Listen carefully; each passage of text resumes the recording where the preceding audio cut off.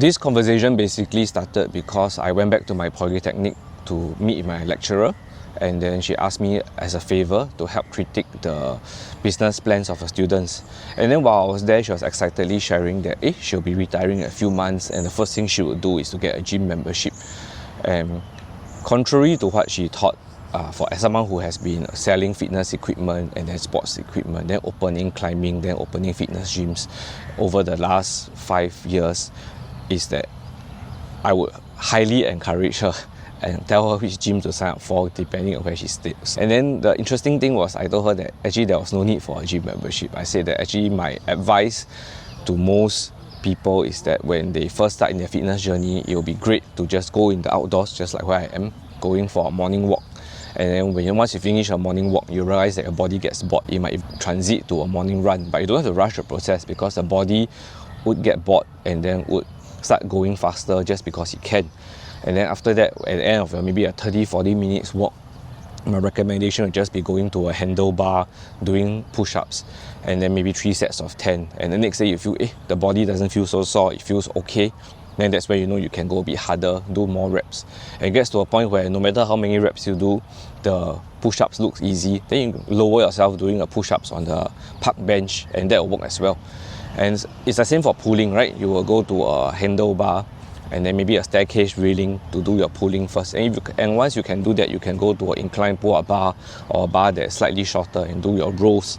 And once you can do that, you can even start doing pull-ups or start doing negatives. And these are very gradual process that you don't have to rush, whether you are freshly starting out when you're young or when you are retiree, because you are not trying to push for maximum performance. You're not trying to overly optimize. You're just trying to do a little bit of things to improve your health. I think that was the main message that I was trying to pass to her, and then it led me to think about my experiences starting out as a startup founder from the time that I was 16, 17, and then when I started my first real business when I was maybe 22, 23. And I have always been active. I was doing rock climbing when I was 16 all the way to 19. Then I went for national service, and then after that I picked up CrossFit, powerlifting when I was in university. I even got a CrossFit level 1 when I was 22, 23 years old because I enjoyed the sport quite a bit that time. But along the way, the business grew and we kept finding opportunities where we felt that we could expand into, and we were very thankful that along the way, whatever we did, it was mostly successful. It wasn't easy, but at least it didn't end up in failure. And then I opened my first climbing gym with a few partners in 2018 before we opened fitness gyms in 2021, 2022, that period of time. And then till now, it's like 2024 now, we have 15 gyms across both climbing and fitness. But yet for the longest time, I was struggling with my weight. I had a newborn son in 2018 and then I had another child in 2020. Life had a lot of stresses at the point in time. There was a lack of sleep due to the child, due to them being a newborn. There was a lack of sleep because of the work that we had to finish, we had to do because of all the gyms that were opening.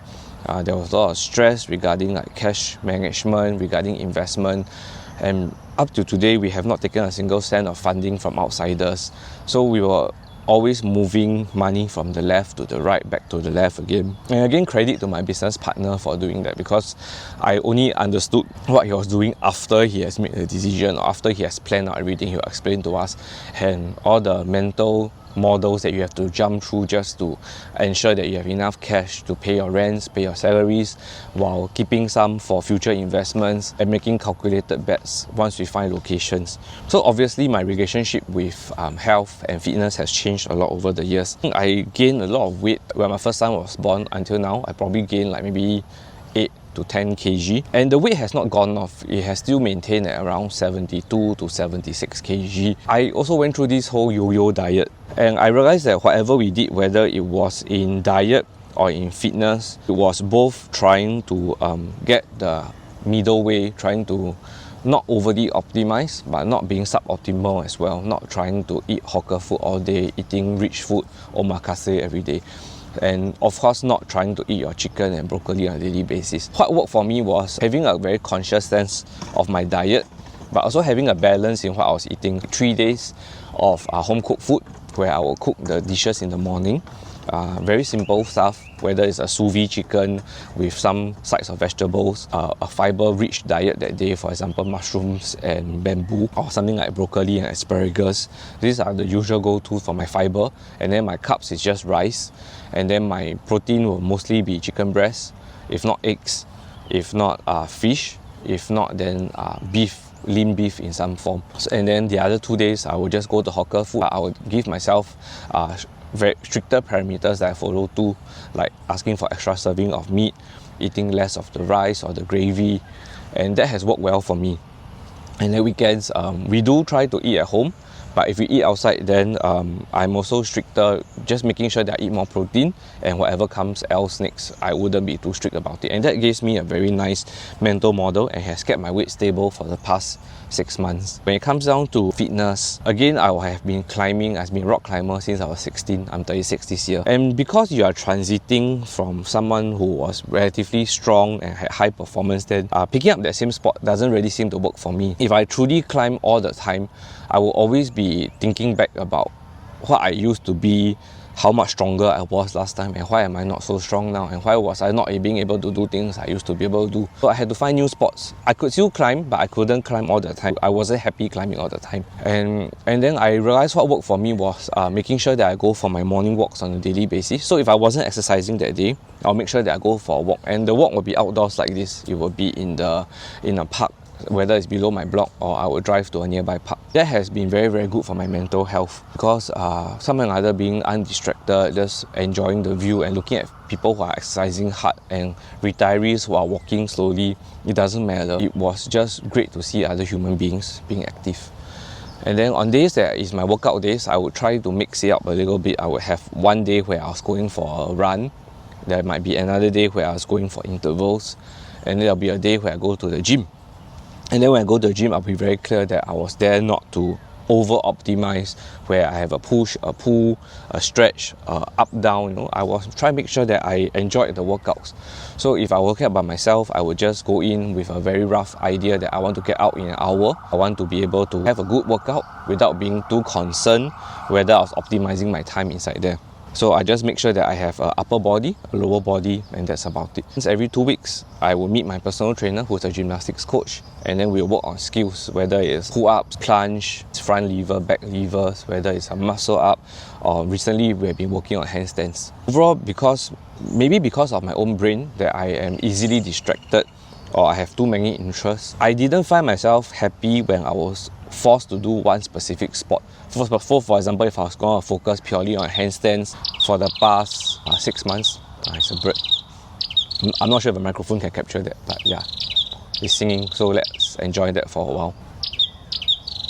Yeah, so I couldn't find myself being very happy if I were to do just purely running or purely fitness or purely like sweating like a dog. I really didn't enjoy that. So what worked for me, making sure that I have about 3 workouts a week, whether it was like 2 on weekdays and 1 on the weekend. And over time, that has balanced my relationship with both health as well as fitness and diet. I have been lucky that it worked out so far. My kids are now 6 and 4. Their sleep is a lot more consistent, ensuring that my own sleep also then becomes consistent. And I like the work I do, whether it's at all the businesses that I run. Transiting into a more leadership position has helped a lot. And making sure that I was not overly particular about every single thing that happens in the business, not optimizing everything again. So I guess the lesson that I could share with our fellow maybe startup founders or business people, or maybe just young parents about health and fitness is there's no need to over-optimize on one end, and neither is it permissible for you to go completely suboptimal. Just somewhere in the middle, not being too brash or not being too hard up on trying to get the maximum results in the shortest time.